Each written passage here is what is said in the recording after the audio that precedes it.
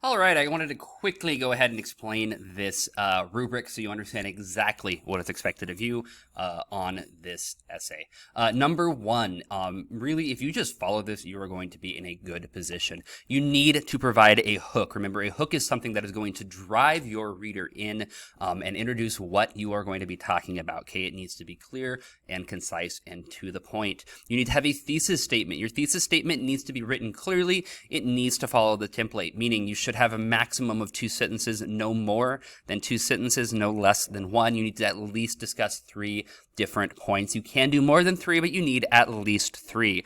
So make sure you are following that. Your thesis should be a portion of your introductory paragraph. The other portion of that should be your hook. When it comes into organization, okay, your organizational structure needs to establish relationships between different ideas and events.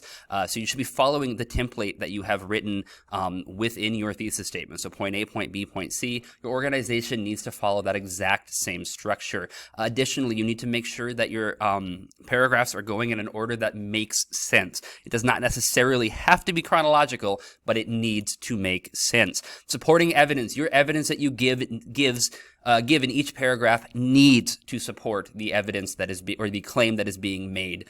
So make sure you're giving ample supporting evidence that backs up that claim. Then your analysis, you need to explain to me why that evidence matters. If you cannot explain to me why that evidence matters, you should not be using that evidence. That's going to be problematic. So make sure you mention how this evidence relates to the argument that you are trying to make. The focus, okay? You need to keep focus throughout the entire essay. You should not be deviating on the topic. If you're talking about point A, you need to be continually talking about point A in that paragraph. Make sure you're staying focused on the subject at hand. Your sentence fluency, okay? You need to demonstrate the ability to write a good, strong sentence. You should not have run-on sentences. You should not have sentence fragments. You should be having a full written sentence, okay? So make sure you're demonstrating strong sentence fluency as you are going through here.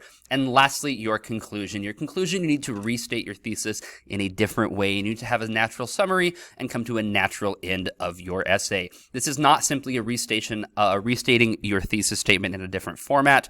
You need to have some form of summary and some form of natural ending to your paper. If you just go ahead and restate your thesis but don't really sum it up, you're not going to be able to get full points. If you state the thesis the exact same way and don't do anything else, again, you're not going to be getting full points. This is going to be the essay rubric that you will be using when essays are assessed. If you have any questions, comments, put it down below. Let me know. I will see you later. Good luck.